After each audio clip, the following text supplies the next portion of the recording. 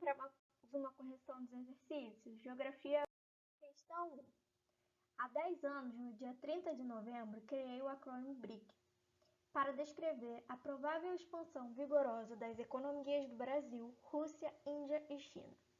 Comparado às minhas previsões na época, a história dos BRICS se mostrou um sucesso muito maior do que eu podia imaginar. No quadro mais otimista, sugeria que os BRICS chegariam, talvez, a representar coletivamente 14% do Produto Interno Bruto global, em relação aos seus então 8%. Na realidade, alcançaram cerca de 19%. Há 10 anos, eu pensava que a China poderia se tornar tão grande quanto a Alemanha. No entanto, ela chegou ao dobro do tamanho da Alemanha e passou à frente do Japão. O Brasil superou a Itália e é hoje a 7ª maior economia mundial, muito mais do que eu calculara. Na semana passada, divulgou-se que o Brasil passou a Grã-Bretanha e já é a 6ª economia do mundo. Com base no texto acima e em seus conhecimentos sobre o grupo dos BRICS, julgue as afirmações abaixo, assinalando V para verdadeira e F para falso. O autor do texto, Jim O'Neill, foi o criador da expressão BRIC para designar o grupo de países emergentes até então, Brasil, Rússia, Índia e China. Verdadeira.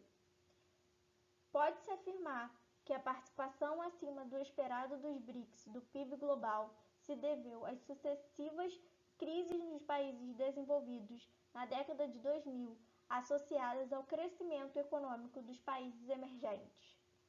Verdadeira. Entre os BRICS, o país que apresentou as maiores taxas de crescimento nos últimos anos foi a China, seguida pela Índia.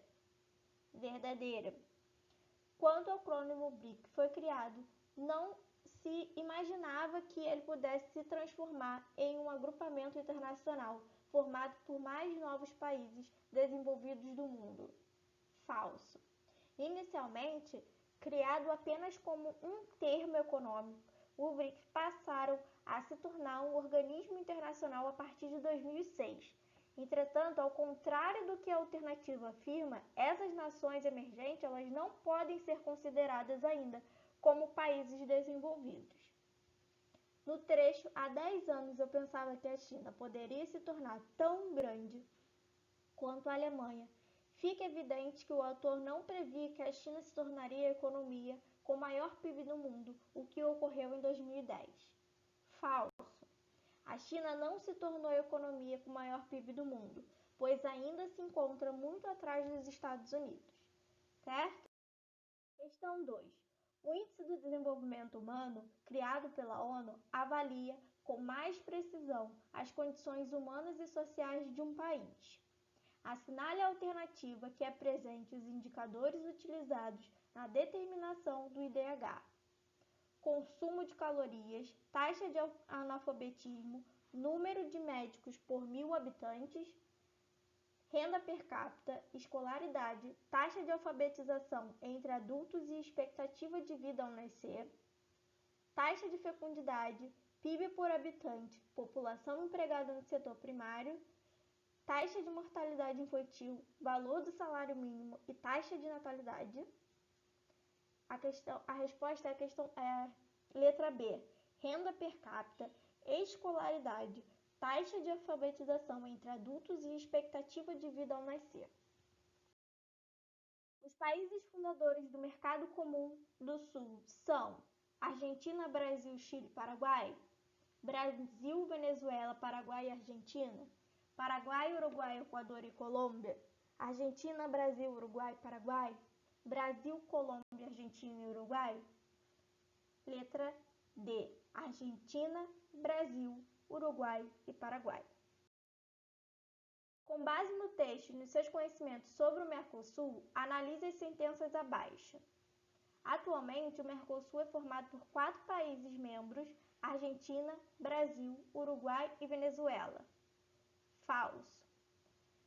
2. A reunião do Mercosul, além de tratarem de questões comerciais, também são voltadas para temas das esferas políticas, cultural e esportiva, o que demonstra o objetivo de integração entre os países membros? Verdadeiro. 3. Atualmente, o bloco se classifica como um mercado comum, depois de ter passado pelos estágios da União Aduaneira e da Área de Livre Comércio. Esse atual estágio é caracterizado pela livre circulação de pessoas, bens, serviços e capitais? Falso.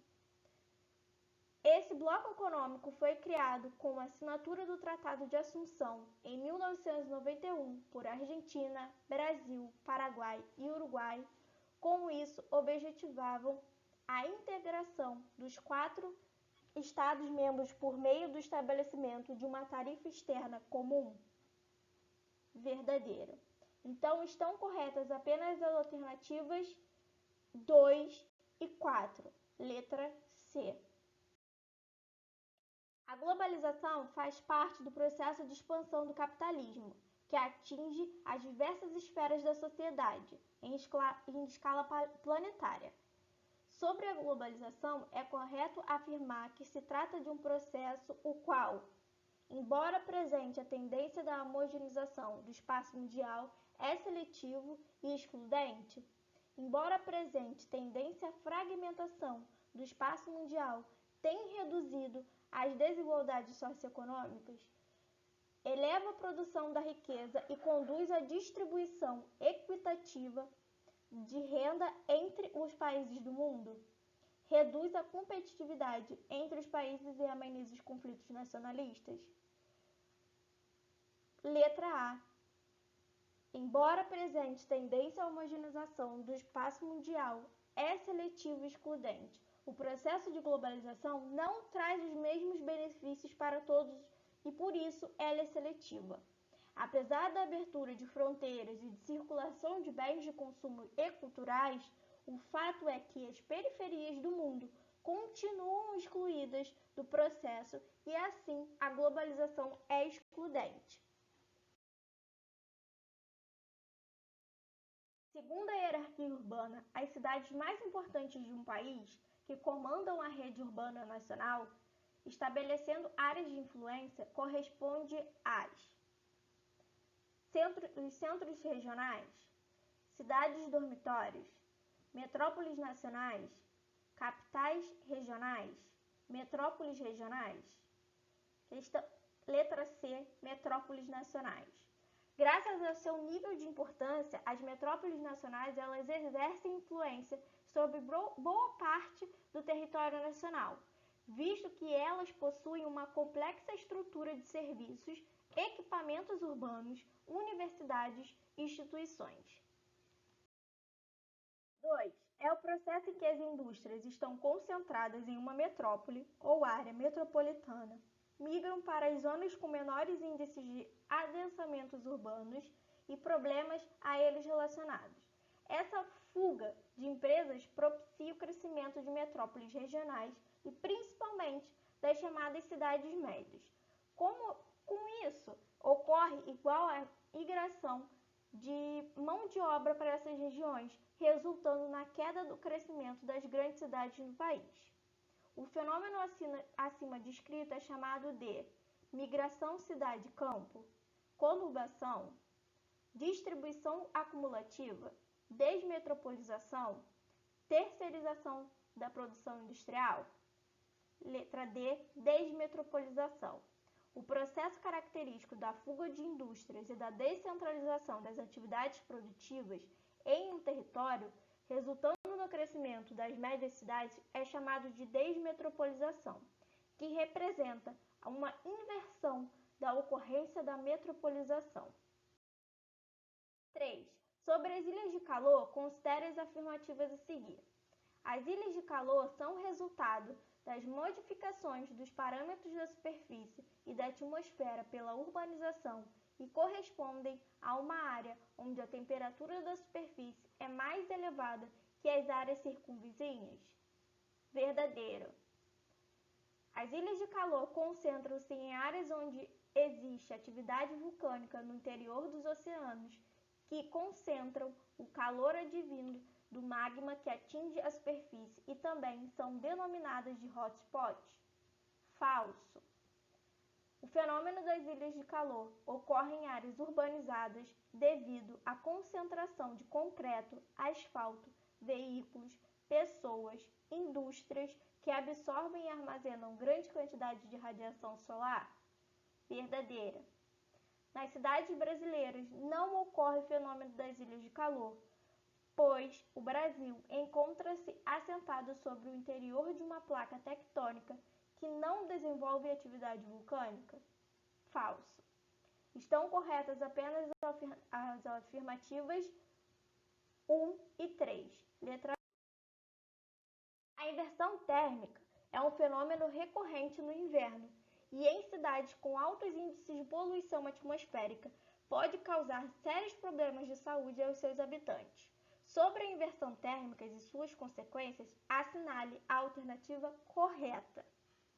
Com o resfriamento do solo, reduz-se o movimento vertical de ar quente e frio, dificultando a dispersão de poluentes na atmosfera.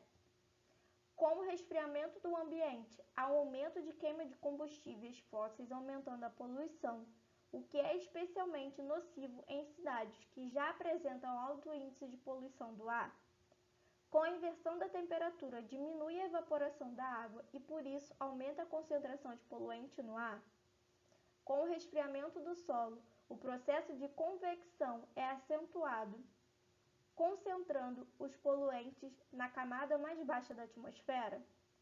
Com a inversão da temperatura, aumenta a formação de nuvens e gases atmosféricos, como dióxido de carbono e metano, que refletem a radiação infravermelha, provocando o aquecimento da superfície? Letra A. Com o resfriamento do solo, reduz-se o movimento vertical de ar quente e frio, dificultando a dispersão de poluentes na atmosfera. Durante o inverno, devido à perda de calor para o solo, o ar próximo à superfície ele fica mais frio que o ar das camadas superiores.